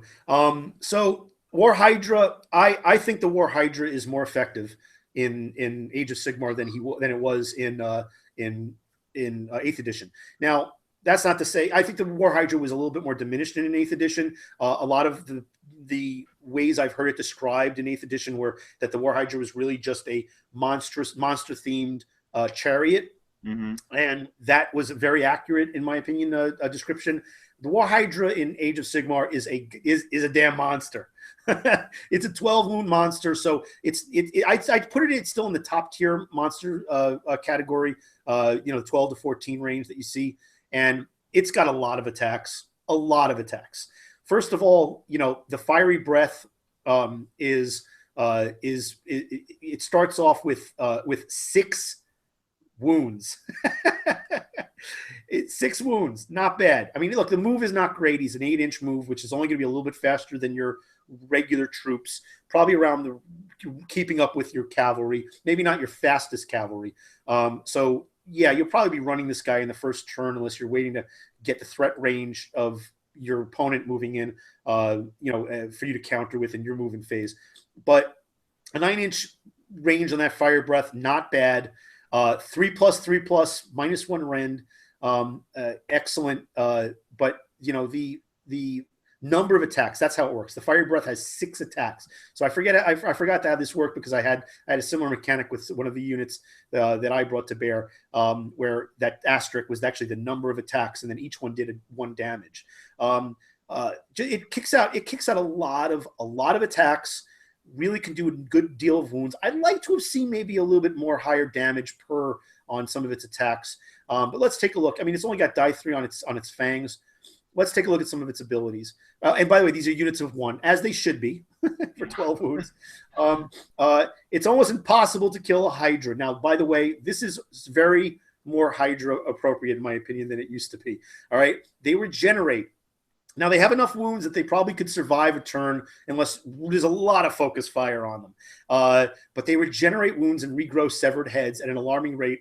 They heal 3 wounds, not die 3 wounds in each of your hero phases. That's awesome. If this guy gets peppered turn 1 and you didn't get the first turn, or even if you did get the first turn, your next turn begins with 3 wounds coming back. That's awesome. All right. And that's really big when you consider the diminishing stats that you get with monsters in general. All right, so these guys will return to their glory unless they're put out of commission completely. All right, quick with the lash. Before a War Hydra makes a charge move, its Beastmaster handler can apply the lash. If they do, you can roll 3 dice and discard the lowest and determine the War Hydra's charge distance. However, if you roll triple and the Hydra has driven the monster into a wild frenzy, the charge fails, and this model suffers a mortal wound as the Beastmasters are savaged by their charge. Now, this is good. I like this. The difference is that with some mechanics for charges that give you a bonus, they're cumulative. So if you get an extra die 6 for charge, it means your charge range is that much further. This one just means that you have the ability to maximize on the basic 2 die 6. So that's good, but it's not great. Right. I like it. I certainly still would take it. I'd take more than one. But I would say the War Hydra is not only better than the 8th edition War Hydra, I would say it's better than the feared 7th edition Hydra. nice. All right. And I didn't play 7th edition. Please help me with what really was a standout for 7th edition Hydras. Oh, it's when it had the regular regeneration of 4+, kind of like the Abomination. People hated that. Ah, okay. Very good. Yes. And the Abomination is still abominable, by the way. Yeah. Oh, I didn't know. Wow. All right. So the Charybdis, very similar, a little bit different capabilities. Obviously, you don't have. All right. Well, let's take a look. Let's look. You pick a unit within 10 inches in the hero phase, and it howls. And that unit is you subtract 1 from its bravery until your next hero phase. Not that great. Not very sexy as far as I'm concerned. It helps. It certainly helps. But bravery is only good if you have a mechanic that removes wounds when you compare it, like a screaming mechanic, like the Banshees and the Terrorgeists. They're not the only ones who have that anymore, which is nice. And of course, it's nice when you consider battle shock tests. But there's a lot of mechanics that make units immune to battle shock. So removing that -1 bravery isn't quite as good as it might look because of that fact. A lot of units will be immune, and especially units that are weak are susceptible to battle shock, meaning units that will have models removed as casualties because they have low wounds. Those are the ones that are going to get those command abilities to be immune. So this is not that great. It's not going to have that as much of an impact. Feast of Bones. Roll a dice. Each time it slays a model with its fanged tentacles. On a 6, it heals a wound. Okay, great. It has a healing mechanic, but it's got to do shots and damage. Quick with the lash. Same deal. Same situation. If I had to compare these two, I'm looking at just the stats. I think that the Charybdis looks like it's pretty good in hand-to-hand. Its range attack is nothing really that great. It does have one more ability that can rend. It does have one component that can do an extra point of damage. I think that the Hydra is a much better choice. Yeah, definitely agree. All right. But if I was running an all-pirate army, I'd bring a Charybdis just to fit the theme. It's not a bad choice. I wouldn't say. Yeah, I agree. It's not a bad choice. Let's see what the armor is. Yep, they're both 4+. And let's see. Its move is a little bit less than the War Hydra, shockingly. Oh. That's surprising. It actually starts out at a 6. Yeah. So, I'm not really sure. I think that maybe, it's a little bit less effective, but I got to agree with you. I would stick with the theme. Let's see. What's its keyword? Beastmaster. Yeah. So there might be a component that might be a Beastmaster specific component that might still come into play. Yeah, it would be for the War Hydra too. The battle, is it the battle scrolls where you get armies? Yes. Okay. We'll be going through those. You got to let me know what your time is looking like too, just in case we get a little bit too far. I think I'm going to have to, unfortunately, wrap up pretty soon. But this is what I was going to talk about. Since this is really dealing with my army, when it comes to battle scrolls, when you talk about them, when I unfortunately have to go, I'm surprised there isn't 2 additional battle scrolls. I'm surprised there isn't a pirate themed one and a Beastmaster themed one. I think we'll be seeing stuff like that. I think those were easy to include. Huh? I think we'll see stuff like that. I think that there's going to be. Oh, yeah, I think we will. I was just surprised that initially we don't have them. look at it from the Wood Elf perspective. They didn't do very well with their Guardians of the of the what is it, the Eternal Wood or whatnot, with the Dryads and the Treeman box set that was out for a while, and they're about to release a repackaged, repurposed one with round and oval bases. And the rules in the new hardcover scenario book for them and the new battle scrolls for them, they are brutal. It's a fantastic army, a good-sized army. You could add more stuff onto it, but absolutely, I see more of these battalion formation focused box sets that are theme oriented. I think we're going to see that kind of stuff, in addition to new units that are very much for these armies, but are Age of Sigmar. We'll see new units that'll fit within these themes, and I think we'll see new units that take them in a new direction.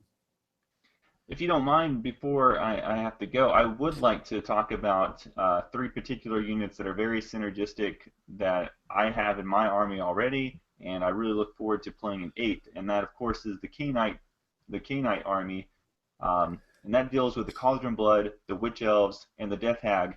And even before you turn to the Battle Scroll, they're already very functional together. They synergize very well. When you look at the Cauldron of Blood, it maintains, or it retains that special ability where it used to give wards out. They don't call it wards in this edition. They just allow you to ignore mortal wounds or wounds, and it functions better against Witch Elves. You can hand a 6+, I'm going to call it ward save, out to any particular unit within their range, but if you give it to a Witch Elf, it improves to a 5-up.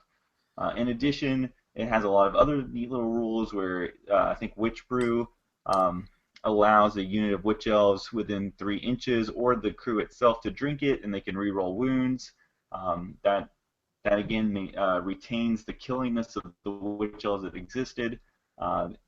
The Strength of Khaine, I think, only belongs to Hellebron, so we're not going to go into that. But of course, Hellebron also functions very well in that synergy. Witch Elves are still as killy as they were beforehand. They still have 2 attacks. They hit on 3s, they wound on 4s, so they hit very effectively. They don't wound so well, and like they did last edition, they don't have a rend ability. They don't take away armor saves. They do, if they're within range of the Death Hag, which again, their synergy, they can have that what used to be Frenzy, they now get through the Death Hag. They get 1 extra attack on their knives. And then having 2 knives, they get to reroll 1s. So again, they're already rerolling all over the place. When you put them next to units that are part of that theme, they start rerolling their wounds and their hits. They get a little bit more killy. And then, of course, the Death Hag herself, she gives Witch Brew out just like she would if she was on the Cauldron of Blood. And she has 2 neat little abilities where she can become a little bit more effective herself by doing more damage, D3 damage instead of just 1.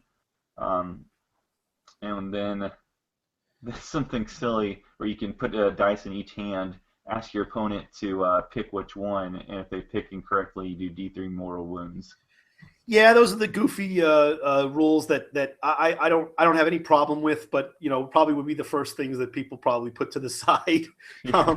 I don't have any problem with it, but I do see that after a while, people might just say, "All right," they'll either say, "All right, just take the mechanic. You don't have to do the stupid little dance," Right. Or let's forget all of those. But as you can see, even before you hit the battle scroll, these 3 units are already super synergistic. Yep. So I think that's pretty awesome. And then my favorite unit, of course, the whole reason I started Dark Elves were the Executioners. I think they're way cooler than they were. I already thought they were cool. Having Killing Blow last edition, being able to kill off, those people that might have brought characters on cav or single infantry models, which was rare. But if they brought them, I more times than likely killed them. But now they hit on 3s, they wound on 3s, they have 2 attacks each, which is more than they did last edition. And if they roll a 6 to hit, they do 2 mortal wounds, which is ridiculously good. That is awesome. That allows them to do that Killing Blow effect against the new type of models that have 2 wounds, like the new Stormcast Eternals, and those corn guys. So I'm really thrilled. I'm actually probably going to put some of my models on round bases with my Dark Elves. I'm going to keep some of them square because I'm always going to be up to the opportunity to play 8th or 9th or whatever people want in the future. But man, I love the direction. I like the direction GW was going with 40K when they were doing themes. It kind of brought me back in. I don't play 40K, but I did buy products of 40K that are still sitting in boxes because it got me excited. And now with fantasy going that same direction, I'm really thrilled about the new themed game that we're getting. You know, one of the things I'm doing, because and like many people, all of my units are magnetized. All of my models are magnetized.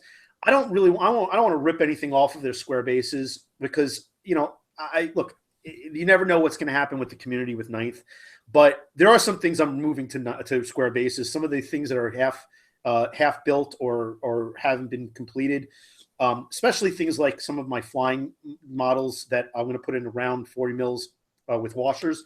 But my rank and file guys, I'm going to put washers onto the bottom of them because they'll just magnetize right to them. There's these fenders washers. They don't have any holes in the middle. Just plop them right down. I'll spray paint them. I don't even have to flock them.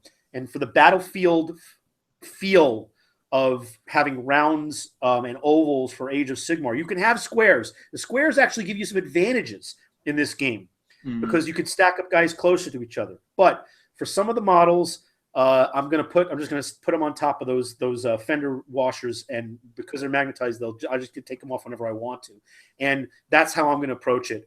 So yeah, I want to have that cool look, so it's uniform. How much more do you have? Because I wanted to go over this since you were talking about the witch elves in particular, this particular formation, and I just want to say to all the viewers that are still watching, we have a good number of viewers that are still watching. After you go, because I missed a bunch of things, I'm just going to go over some stuff. But you have a plane to catch, and you have to get ready to go and take a quick trip. So I'll just we'll let you go. we knew that it was going to take a little while, but you can't miss your plane. I think we're down to 5 units: the Doomfire Warlocks, the Sisters of Slaughter, the Medusa, and the Assassin. But yeah, I can stick through whatever you want to say about these witch elves, and then you could probably handle those last 4 units on your own. You got it. All right, so let's talk about this formation. Okay, this is the Exiled Blood Cult.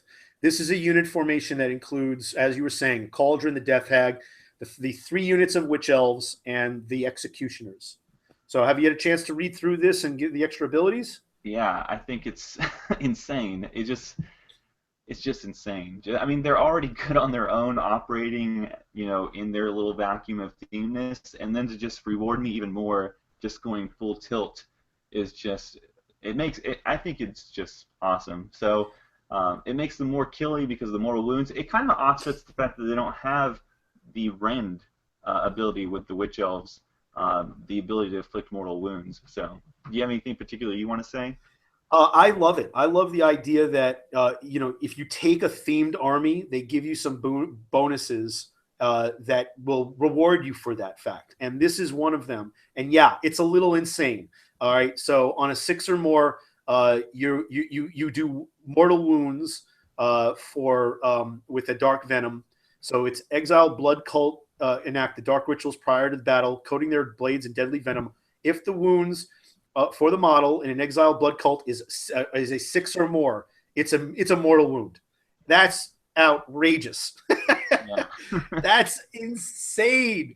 All right, mortal wounds. There's only a couple of units in the game, other than maybe like there's a few mechanics that say you ignore the wound for whatever reason, like a 6 up or a 5 up if you use the formation for the goblins and the orcs and goblins, like the war paint is 6 up. There's some stuff in the vampire kinds I've seen it in a few other armies, but a real ward save is rare. It's very Phoenix Guard being one of the few. It's rare.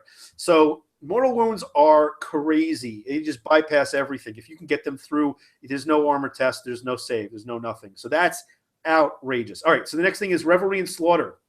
All right, so if they go into a murderous frenzy, if a unit is wiped out during the combat phase by one of these units, you add 1 to the attacks of all melee weapons used by other units from this battalion for the remainder of the combat phase. So you want to start out with a unit that can dish out a lot of hurt against a unit that's ready to get wiped out. It's low on model count, or there's just very, very hurt from previous, and you feel you could finish it off, and then your follow-up pile-ins and then combats when you activate future units from this battalion are just going to go absolutely crazy with more, not just one attack, one attack per melee weapon. So if they've got 2 melee weapons, you're getting double, and that's on top of any other mechanic that you add on. Yeah, this is a whirling dervish. This is a blender. Yeah. The one thing I'll end on before I go is I think this army functions a lot like that new Khornate army. If you allow me to stay together, just in the center of the table, you're really not probably going to win, just because of the synergy that exists. So if you see somebody like me, on the opposite side of the table, I would definitely insist we play a mission where at least you'll have the opportunity through clever play to pull me apart. Because if you allow me to stay centralized altogether, it's just going to be very difficult to defeat an army like this. So again, I love this new edition, but I do think the best way to offset some of the crazy things that are going to happen is missions, missions, missions. I think that's the way this game is going, Age of Sigmar in general anyway. And I agree with you. I am wholeheartedly in support of missions. I think that we're going to see a lot more scenario books. They gave us all these PDFs for free to keep us in, I swear it's like a crack mentality. They gave it to us for free, and now we're going to pay the piper when it comes to the scenario books and the new models and the new terrain. Not a great analogy, but it still works. But yes, I mission, scenario, absolutely in every game. I've created artificial stuff just by virtue of sudden death or just by virtue of the terrain that's out there. But when you put an actual mission from the mission books, it changes the game. All right, I'm gonna keep going for the viewers. I'm gonna finish off the rest of the Warscrolls, but we got to go. We got to let William go. William, thank you so much for joining me today. We'll do a follow-up. We weren't able to finish, but planes and such. Yeah, absolutely. Have a great flight. I'm looking forward to your next Warhammer wrap, and all my best to you and your family. Thanks again for having me on. My pleasure. All right, bye. Okay, stay with us, everyone. So we're going to keep going. We have a few units that we bypassed before we lost William, and I'm going to go back to it. We have this. Let's see. We have Doomfire Warlocks. Okay, we talked a bit about the Dark Riders being far better than they were in previous in the previous edition, in 8th edition. In Age of Sigmar, they're so much better. Doomfire Warlocks were the apex of the fast cav, and I don't think they've really lost any step. They may have lost in comparison to other units that were much weaker to them in that role, and that role has changed in Age of Sigmar. But Doomfire Warlocks, and if you're playing Dark Elves, you probably have a unit or two of these. They're still very good. All right, they're good in combat. They're going to get 4 attacks between the mount and the rider. They've got a 5-up save, not so great. They're not going to have that ward anymore, which is unfortunate for them. So they're going to be a little bit weaker in terms of having some staying power because they had a 4-up ward before. Now they only have a 5-up save. They do have 2 wounds, so that could help offset that. But every cavalry unit now has 2 wounds. So let's take a look at this. They make 3. Okay, so the champion makes 3 attacks instead of 2. Magic. A unit of Doomfire Warlocks can attempt to cast 1 spell in each of your hero phases and attempt to unbind 1 spell in each of your enemy hero phases. This is big because with that 14-inch move, one of the big things that a lot of people have an issue with is the fact that when you want to unbind an enemy's spell, especially early in the game, you have to be within 18 inches. You have to see the caster. I don't really like the see the caster thing. I'm okay with the 18 inches. It means that in the first turn of the game, a lot of spells get off when they normally wouldn't have been able to succeed because you'd be able to have somebody to counter it. In this case, as long as you roll the dice, or if your guy is hiding behind a hill or in a building where nobody can see him, it's pretty likely that they're going to get those spells off. So in this case, you now have a unit that can move very quickly across the battlefield, get into line of sight, get into range, and still be able to unbind. That is a killer. They also add 1 to any casting and unbinding. All right, if they have 10 or more models, that's nice. All right, I like that. They can cast offensive spells they can unbind, and if you have a unit of 10 or more, they get a boost, they get a bonus, and they have their Doom Bolt. So if you want a Doom Bolt, you need some Doomfire Warlocks. A lot of Doom going on. So the Doomfire Warlocks has a bolt of blazing black flame that they hurl at their foe. Doomfire has a casting value of 5. So even if you don't have the +1, it's a casting value of 5. Only on a 3, 4, or 4 are you going to fail this. If successful, you pick a visible unit with 18 inches. The target unit suffers die 3 mortal wounds. That's nice. All right. If the casting unit has less than 5 models, die 6 mortal wounds. If it has 5 to 9 models, or 6 mortal wounds if it has 10 or more. The more models, the more this thing increases over the course of time. Over the course of, depending on what the volume, the quantity of the model count in your enemy is. This is still a hugely powerful unit. And it can still do some substantial damage. Yeah, you're not going to be hucking purple suns down the line of your enemy with your Doomfire Warlocks. I get that. There's a lot of changes from 8th edition. But Doomfire Warlocks, fast casting, really good magical casting that does mortal wounds, that ramps up, and you can unbind, because these are the things when people look at the base rules and they flip out and they freak out and they say, hey, I don't like this rule. This is where tactics come in. This is where deployment comes in. This is where your army composition comes in. You put things on the table to match what your opponent puts on the table, and then you accordingly adjust your strategy to accommodate the scenario that it unfolds as you're deploying, and whatever mission scenario you have. That's what I'm talking about. This is a unit that has a role. This is a unit that has a purpose. It's not just hucking purple suns at your opponent. And I like that. It has a much more narrowed focus in terms of what its capabilities are, but it's not any less effective. Within the framework of Age of Sigmar, they have a specific role, and they're good at it.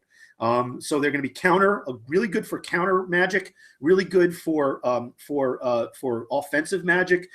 Very effective unit, worthwhile having. And if you want to go and put it up a unit that's like, say, 12 or more, it's gonna get a +1 to that unbinding as well. Good anti-wizard, good for dishing out some damage on monsters and heroes that are in the back ranks or in the early parts of the game. All right, moving down, we talked about the Charybdis, Sisters of Slaughter. All right, I didn't see a lot of people using the Sisters of Slaughter. Everybody wanted to use Witch Elves. I think the Sisters here are still very effective. They're very similar, of course, to the Witch Elves.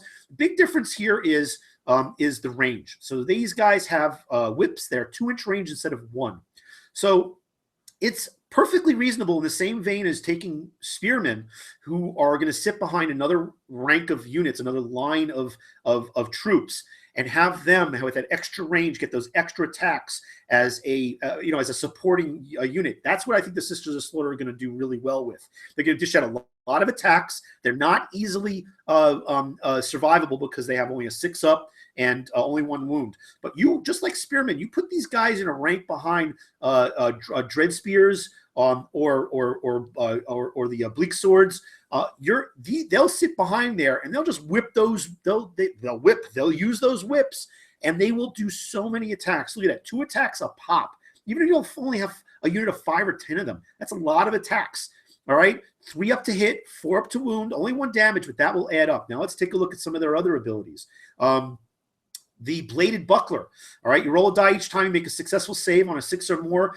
In the combat phase, on a 4 or more, the Sister of Slaughter will lash out and slit her assailant's throat with her Bladed Buckler. The attacking model's unit suffers a mortal wound after it has made all of its attacks. Again, look at all this damage they can dish out from 2-inch range. Not bad. I say that they're very worthwhile taking on the table, especially in support of a frontline unit of troops. You don't really want these guys to be, the break, the tank unit, but they could sit back.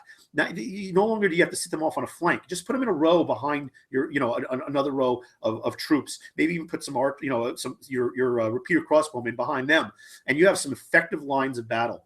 Okay, Dance of Death. You add 2 to the save rolls for this unit in the combat phase. So this gives them a little bit better survivability. that 6-up save becomes a 4-up. So they actually are a little bit more survivable than the Witch Elves, it appears. But I still would put them in a supporting role. But man, they will blend from that 2-inch range. That is awesome. All right, we're not going to look at Morathi because we're going to do a whole nother video on the named characters. But we've got to talk about the Medusa. Excuse me. The Blood Rack Medusa. All right, let's take a look at it. It's a 5-wound model. It's a character. So it's 8-inch move, very respectable, a little bit more than the average. 5-up save. Okay, so you've got a couple of different things. You've got a 10-inch stare. We're going to talk about the stare. That's the whole thing about this.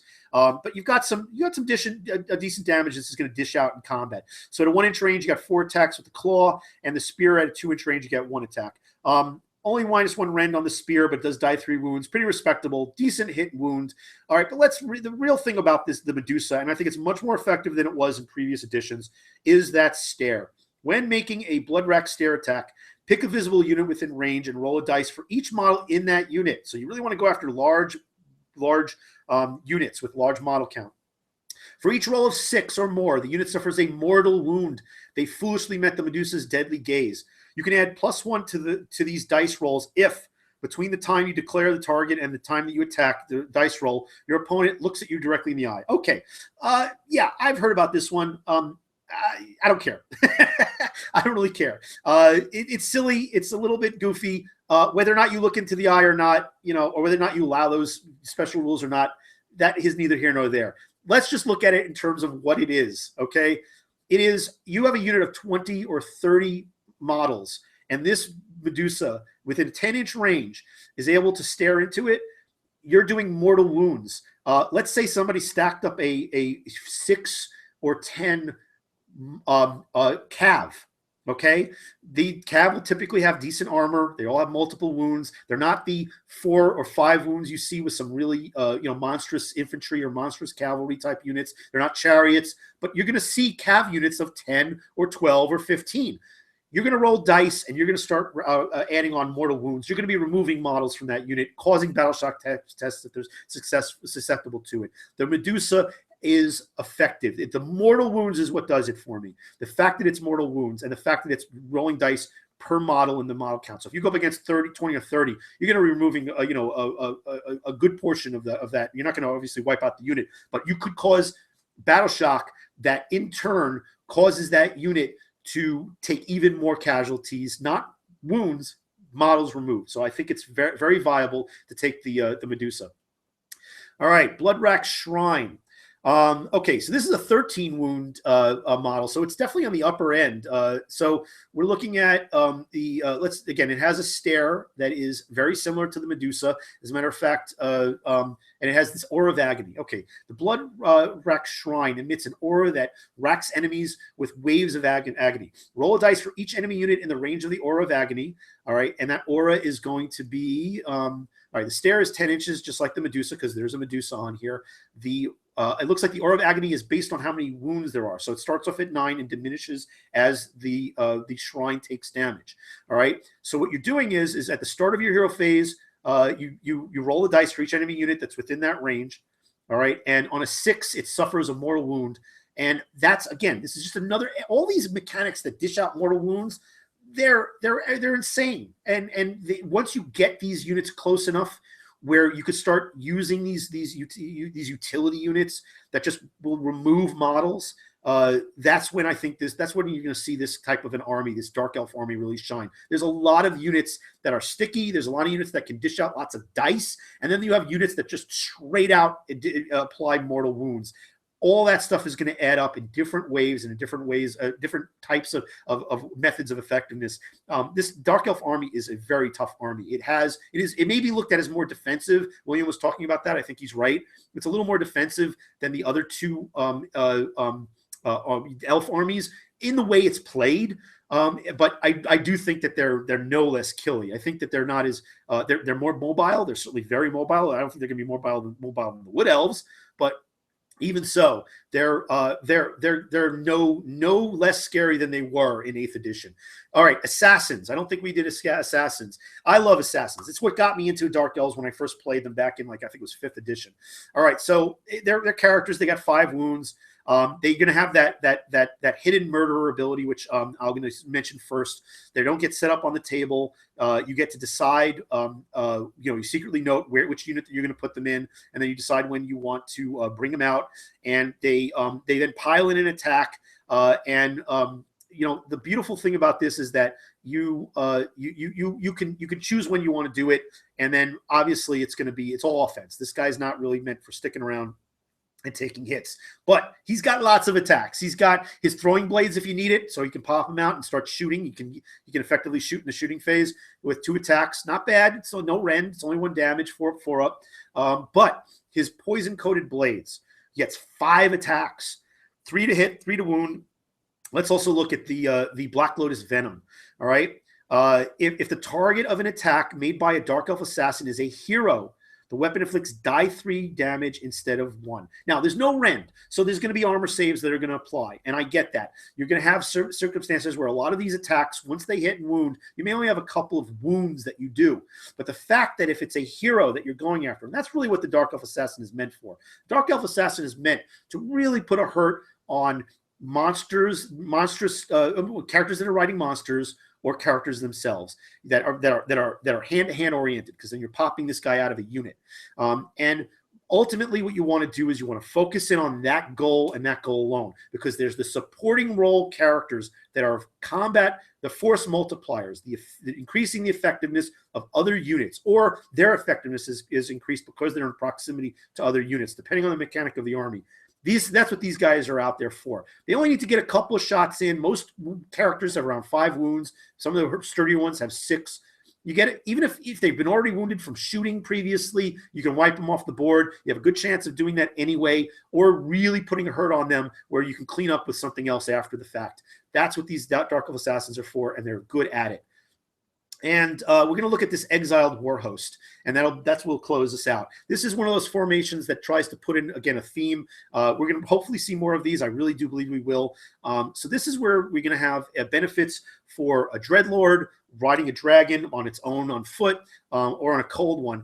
And it's going to have 3 units that are each that are of either Dark Shards, Bleak Swords, or Dread Spears. I would like one of each. I think the synergy of each of those in lined ranks having different abilities is phenomenal. A unit of Dark Riders, not a problem. And Cold One Knights or Cold One Chariots. So you have some really good synergy here with the cold ones, and really good synergy that's with all these 3 very, very different types of units that play off of each other very well, with a shield, spears, very high attacks with the Bleak Swords, and a shooty unit with the repeater crossbows, fast-moving dark riders, and really powerful Cold One Knights to get in there, or chariots. So let's see what the additional abilities are should you have this war host ready to roll. Murderous Prowess. Exiled war hosts are filled with proficient killers. For those warriors, murder is a pleasure and an art as much as it is their duty. You can reroll wound rolls of 1. Okay, great. That's all of them can reroll 1s on wounding. It's going to make them all that much more effective. All right. So, Strength Born of Hatred. Okay, so you add 1 to any hit rolls from models in the Exiled war host. So add this to the re-rolling of misses. Add this to any other modifiers to your hits, to your wounds. You may not be getting, like for instance with the Cold One Knights we were talking about, a huge volume of attacks. You may not even be getting a huge volume of attacks with some of the other rank and file troops. The fact is that they are more effective. As William said, precision is the key here. You have a lot of units that will dish out mortal wounds in this army in support of this. But as the basis of the traditional Dark Elven host, this works, and they're going to be re-rolling hits, re-rolling wounds, very similar to what you've seen with some of the default mechanics in previous versions of Warhammer. In Age of Sigmar, this is something that you need to have as a specialty with your formations to emulate that. But they are extremely effective, extremely dangerous. I love Dark Elves in general. I mean, out of all the 3 elves, they're the ones that I like the most. And I gravitate towards the evil armies more than I do towards the good, even though I'm very big on the Bretonnians.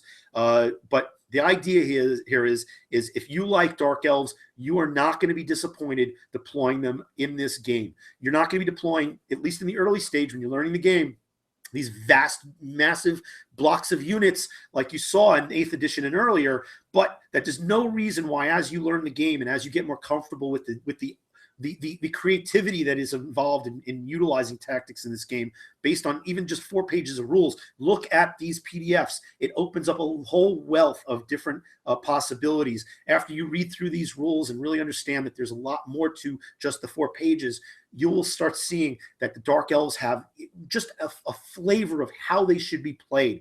And it's not just one way. Obviously, you can make it your own, but you can see inherently how a Dark Elven army would work on the battlefield, different from other armies.